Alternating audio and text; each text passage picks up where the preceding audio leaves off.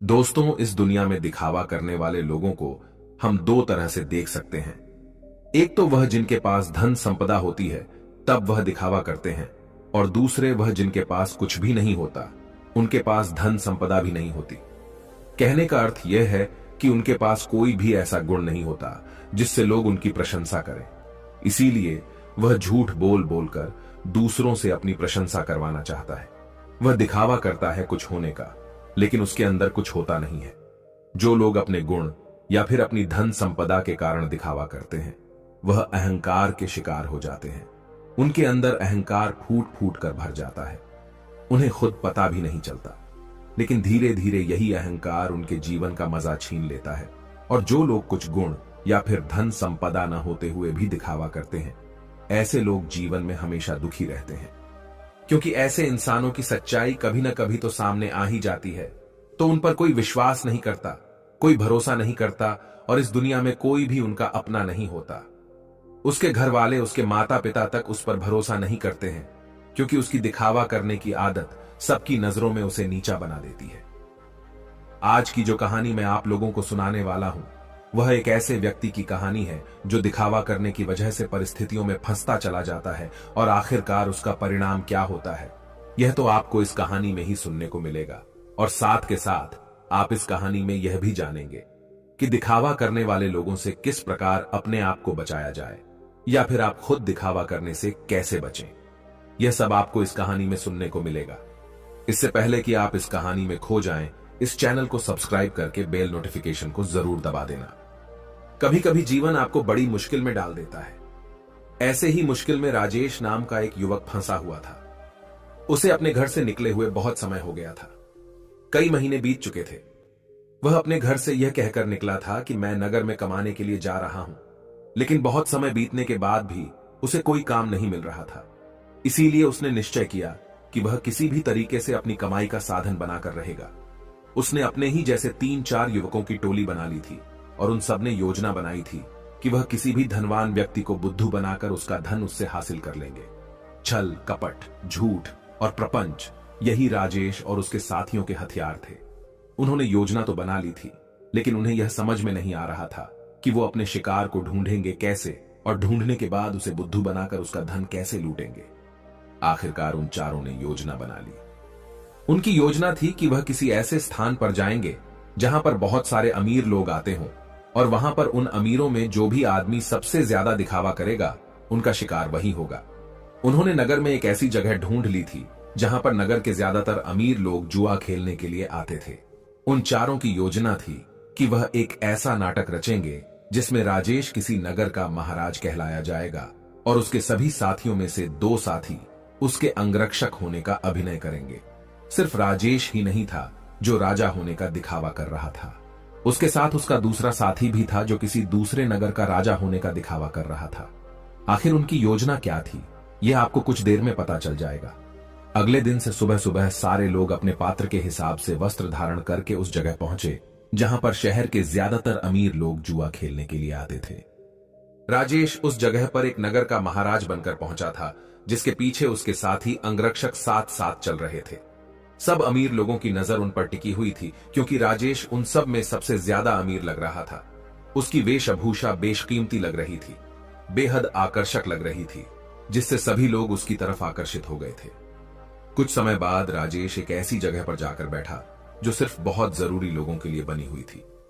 जब राजेश वहां पर जाकर बैठा तो उसके अंगरक्षक वहीं उसके पास खड़े हुए थे। सब आपस में चर्चा करते हुए एक दूसरे से पूछ रहे थे कि ये किस नगर के महाराज हैं। उसी भीड़ में राजेश का एक और साथी मौजूद था। उसने उन सबको संबोधित करते हुए बताया कि राजेश किसी बड़े नगर का बड़ा महाराज है, और सबने उसकी बात पर यकीन कर लिया। अब वह अमीर लोग जो ज्यादातर दिखावा करते थे, जो किसी बड़े आदमी से अपना सम्मान सुनने के लिए तरसते रहते थे, ऐसे लोग राजेश के आसपास मंडराने लगे थे। वह राजेश को किसी बड़े नगर का महाराज समझ रहे थे, और वह यह सोच रहे थे कि अगर इनसे हमारा परिचय हो गया तो हो सकता है भविष्य में यह महाराज हमारे कुछ काम आ जाए। थोड़ी देर बाद वहां पर दूसरा राजा भी पहुंचा, जो राजेश का ही एक साथी था, और वह भी राजेश की तरह राजा होने का दिखावा कर रहा था। वह दूसरा राजा राजेश के ठीक सामने आकर बैठ गया। कुछ देर एक दूसरे से बात करने के बाद दोनों ने जुआ खेलने का निश्चय किया। कुछ समय बाद जुए की बड़ी बड़ी बाजियां खेली जाने लगी और राजेश, जो किसी नगर का महाराज होने का दिखावा कर रहा था, वह इस जुए में बहुत बड़ी रकम हार गया। लेकिन जब राजेश ने हारी हुई रकम निकालने के लिए अपनी पोटली ढूंढनी चाही तो उसे अपनी पोटली मिल ही नहीं रही थी। बहुत देर ढूंढने के बाद भी जब उसे पोटली नहीं मिली तो वह गुस्से से भरकर अपने अंगरक्षकों को डांटने लगा और डांटते हुए उनसे अपनी पोटली के बारे में पूछने लगा। लेकिन उसके अंगरक्षकों के पास इसका कोई जवाब नहीं था। वह सब नीची गर्दन करके खड़े हुए थे। राजेश ने बड़े ही शांत स्वर में अपने सामने बैठे हुए राजा से कहा कि देखिए, लगता है कि हमारी सोने के सिक्कों से भरी पोटली कहीं पर गुम गई है। मैं मानता हूं कि मैं जुए में हारा हूं, लेकिन फिलहाल मेरे पास तुम्हें देने के लिए कुछ भी नहीं है। अगर तुम मुझे कोई अपना पता दे दो तो मैं तुम्हारे पते पर तुम्हारी रकम भिजवा दूंगा, या फिर तुम मेरे राज्य में आकर मेरे राजमहल में चले आना। वहां पर तुम्हारी पूरी रकम तुम्हें मिल जाएगी। यह सुनकर वह सामने बैठा हुआ राजा गुस्से से आग बबूला हो गया। वह राजेश को बहुत भला बुरा कहने लगा। नौबत यहां तक आ गई कि दोनों में हाथापाई शुरू हो गई। वहां पर उसके अंगरक्षक और इधर राजेश के अंगरक्षक दोनों आपस में भिड़ गए। कुछ देर बाद एक अमीर आदमी उन दोनों के बीच में पहुंचा और उन दोनों का झगड़ा सुलझाते हुए उसने कहा कि महाराज, आप मुझसे कुछ धन उधार ले लीजिए। आपको लड़ने की जरूरत नहीं है। यह आपको शोभा नहीं देता। यह आपकी शान के खिलाफ है। मैं आपको धन उधार दे देता हूं। आप मेरा धन मुझे लौटा देना। यह राह, मेरा पता और अपना पता देते हुए उस अमीर आदमी ने राजेश को बहुत सारे सोने के सिक्के दे दिए। जितने वह जुए में हारा था उसने उसी के सामने बैठे हुए राजा के मुंह पर फेंक कर मारे और उस राजा से कहा कि हमारे लिए इन मुद्राओं की कोई कीमत नहीं है। तुम हमें जानते नहीं हो कि हम कितने बड़े महाराज हैं। हमारा नगर कितना बड़ा है, कितना खुशहाल है। अगर तुम कभी हमारे नगर में आओगे तो तुम्हें पता चलेगा इस सज्जन ने मेरी मदद की है और बदले में मैं इसे इसका इनाम जरूर दूंगा। और यह कहते हुए राजेश ने उसे अपने नगर का पता देते हुए कहा कि अगर तुम हमारी मदद नहीं करते तो शायद आज हमें अपमानित होना पड़ता, लेकिन तुमने हमारी इज्जत बचाई है और बदले में हम तुम्हें सम्मान से नवाजेंगे। तुम्हें कभी भी किसी भी चीज की जरूरत हो तो तुम बेहिचक हमारे नगर में हमारे राजमहल के अंदर चले आना।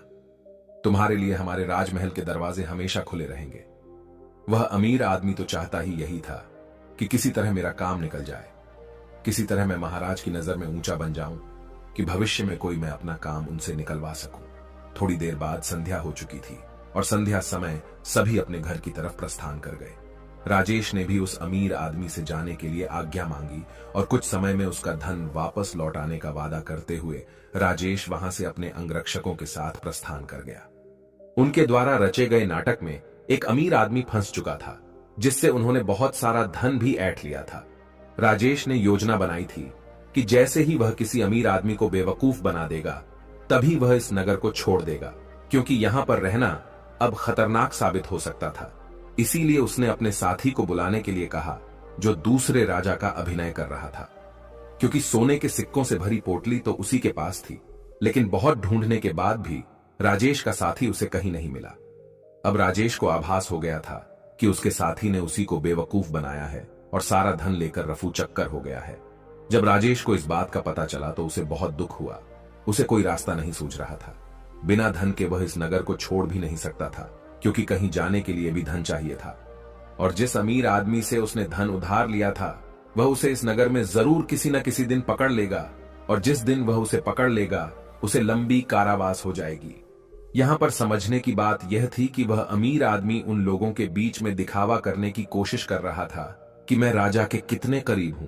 मैं उनकी मदद करता हूं ताकि दूसरे अमीर लोगों को यह लगे कि उसके संपर्क बहुत ऊंचे ऊंचे हैं। यह बहुत अमीर और बहुत रईस लोगों के बीच में उठता बैठता है, जिससे उसका ओहदा अपने साथियों के बीच बढ़ सके। इसीलिए उसने दिखावे की वजह से राजेश रूपी राजा को वह धन उधार दे दिया था। और राजेश तो जैसा कि आप सबको पता है, वह तो इसीलिए दिखावा कर रहा था कि वह किसी को अपना शिकार बना सके। लेकिन वह कहते हैं कि जैसी करनी वैसी भरनी, दोनों को दिखावे की सजा मिली। उस अमीर आदमी का धन लुट गया और यहां राजेश को उसके साथी ने ही बेवकूफ बना दिया था। कुछ समय बाद राजेश को उस नगर के दरबारियों ने ढूंढना शुरू कर दिया, क्योंकि उस अमीर आदमी को पता चल चुका था कि उसके साथ छल हुआ है, उसके साथ कपट हुआ है, और वह किसी भी कीमत पर राजेश को ढूंढना चाहता था। इसीलिए राजेश को छुपकर जंगल के रास्ते से वह नगर छोड़कर भागना पड़ा। जंगल में छुपते छुपाते वह एक दिन एक भिक्षु की कुटिया में पहुंचा, जहां पर एक भिक्षु ध्यान कर रहा था। राजेश उस भिक्षु के चेहरे की सादगी देखकर उसकी तरफ बहुत आकर्षित हो गया। उनके ध्यान से बाहर आने का इंतजार करने लगा। कुछ देर बाद भिक्षु ने जब अपनी आंखें खोली तो उन्होंने सामने बैठे राजेश को देखा। उन्होंने राजेश न से पूछा कि तुम कहां जा रहे हो और यहां पर मुझसे क्या चाहते हो। राजेश उनके चरणों में गिर पड़ा और रोते हुए उनको बोला, गुरुदेव, मैं दिखावा कर करके थक चुका हूं। मुझे कोई रास्ता नजर नहीं आ रहा। घर वालों के सामने मुझे दिखावा करना पड़ता है कि मैं नगर में कोई काम कर रहा हूं और नगर में मैं लोगों को बेवकूफ बनाता हूं, उनके साथ छल करता हूं, कपट करता हूं। मेरा पूरा अस्तित्व दिखावे पर टिका हुआ है। कृपया करके मुझे कोई ऐसा तरीका बताएं जिससे मैं आपकी तरह सादगी भरा जीवन जी सकूं, खुश होकर शांत होकर अपने जीवन का मजा ले सकूं। मैं थक गया हूं। भिक्षु ने मुस्कुराते हुए कहा कि सारी दुनिया दिखावा ही तो कर रही है। कोई अगर तुमसे कहता है कि तुम तो बहुत ही ईमानदार आदमी हो तो तुम खुश हो जाते हो, ये जानते हुए कि तुम एक झूठे और मक्कार आदमी हो। हर जगह हर परिस्थिति में जब भी किसी इंसान को मौका मिलता है तो वह दिखावा करने से चूकता नहीं है। यह तुमने भी जरूर महसूस किया होगा। दिखावा करने के बाद तुम्हें तो यह लगता है कि तुम बहुत समझदार हो, तुम चालाक हो, लेकिन चालाक होने के कारण तुम्हारे जीवन की सरलता खो जाती है। तुम साधारण नहीं रह पाते।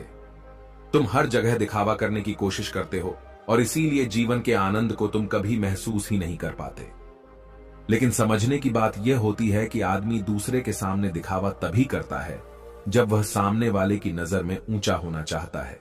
अगर तुम सामने वाले से प्रभावित नहीं होते तो तुम्हें दिखावा करने की कोई जरूरत ही नहीं रहेगी, क्योंकि तुम किसी न किसी तरह सामने वाले आदमी को आकर्षित करना चाहते हो, उसे अपनी ओर खींचना चाहते हो, और यही दिखावे का सबसे बड़ा कारण होता है। लेकिन जो इंसान तुम्हारे दिखावा करने की वजह से तुम्हारी तरफ आकर्षित हुआ है, तो कल अगर उसे तुम्हारी सच्चाई पता चलेगी तो वह तुमसे दूर भी हो जाएगा। इसीलिए दिखावा करने की वजह से अपने भी हमसे दूर होते चले जाते हैं। हमें इसका कभी एहसास ही नहीं होता और हम अकेले पड़ते चले जाते हैं। आखिरकार हम पाते हैं कि हमारे आसपास कोई भी मौजूद नहीं है जिसे हम अपना कह सकें, जिससे हम अपने दिल की बात कर सकें, क्योंकि हर इंसान के सामने हमने सिर्फ दिखावा ही किया है। लेकिन जो इंसान अपने आप को जानता है, अपने एकांत में स्थापित हो गया है, उसे किसी के आने जाने से कोई फर्क नहीं पड़ता। वह तो बस अपने एकांत का आनंद उठाता है। कोई आए तो ठीक और जाए तो भी ठीक। वह किसी को आकर्षित करने की कोशिश नहीं करेगा और इसीलिए उसका जीवन सरल होता चला जाएगा, साधारण होता चला जाएगा। और जितने सरल तुम बनते जाओगे उतनी ही आसानी से तुम ध्यान में प्रविष्ट हो पाओगे। जीवन एक परीक्षा है, लेकिन कुछ लोग उस परीक्षा में संघर्ष नहीं कर पाते और वह लोग एक दिखावे का रास्ता अपना लेते हैं। उस जीवन को पूरी सच्चाई से जीना ही नहीं चाहते। वह खुद की सच्चाई को भी खुद स्वीकार नहीं करना चाहते। ऐसे बहुत से लोग होते हैं जिनके अंदर बहुत सारी बुराइयां होती हैं, लेकिन वह अपनी बुराइयों को कभी खुद महसूस ही नहीं कर पाते, खुद स्वीकार ही नहीं कर पाते। उन्हें पता होता है कि उनके अंदर यह कमी है, लेकिन अहंकार व दिखावे के कारण न तो वह अपनी बुराई सामने वाले के सामने बता पाते हैं और न ही उसको खुद स्वीकार करके उसको ठीक कर पाते हैं।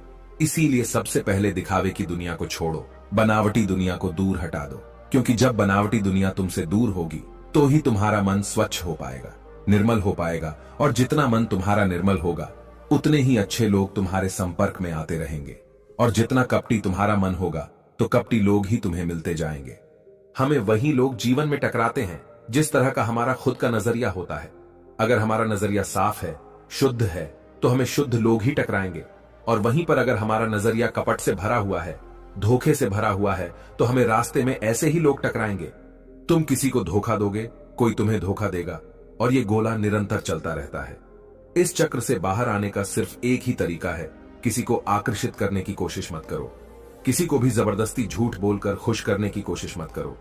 बस तुम अगर ये छोटा सा सिद्धांत अपना लेते हो तो तुम्हारी बनावटी दुनिया कब सच में बदल जाएगी तुम्हें पता ही नहीं चलेगा। साधारण रहकर, सरल रहकर ध्यान की गहराइयों से अपने जीवन का परिचय कराओ, तब तुम्हें जीवन के आनंद का पता चलेगा। तब तुम समझोगे कि जीवन के असली मायने क्या होते हैं। किसी को बेवकूफ बनाना, किसी को झूठ बोलना, जबरदस्ती दिखावा करना ये जीवन नहीं है, ये कुछ और है। ये दुख है, ये संताप है, और यही दुखों का कारण है। इसीलिए तुम दुखों को काटना चाहते हो तो सबसे पहले इस पेड़ की जड़ को उखाड़ कर फेंको जो दिखावे का पौधा तुमने लगा रखा है। और ये कहकर वो भिक्षु कुटिया के अंदर चला गया। उनके जाने के बाद राजेश ने महसूस किया कि उसके जीवन में जितनी भी समस्याएं हैं उसके पीछे मूलभूत कारण उसका दिखावा ही है। अगर वह दिखावा करना छोड़ देता है तो जाहिर सी बात है वह झूठ बोलना भी छोड़ देगा। फिर कैसी भी परिस्थिति हो वह सिर्फ सच बोलेगा, और जब सच बोलने की हिम्मत उसमें आ जाएगी तो उसका जीवन खुद ही परिवर्तित हो जाएगा। ऐसे ही विचारों में डूबा हुआ वह उस जंगल को पार कर गया। दोस्तों, आपने आज के इस वीडियो से क्या सीखा वह मुझे आप कमेंट में बता सकते हैं। इसी के साथ में उम्मीद है कि आपको आज की वीडियो पसंद आई होगी, तो इस वीडियो को उस इंसान को शेयर करें जिससे यह कहानी सुनने की जरूरत है, और उसी के ठीक बाद चैनल को सब्सक्राइब करें। तो चलिए फिर मिलते हैं ऐसी एक और नई वीडियो में एक नए मैसेज के साथ। तब तक के लिए अपना ख्याल रखें। धन्यवाद और नमो बुद्धाय।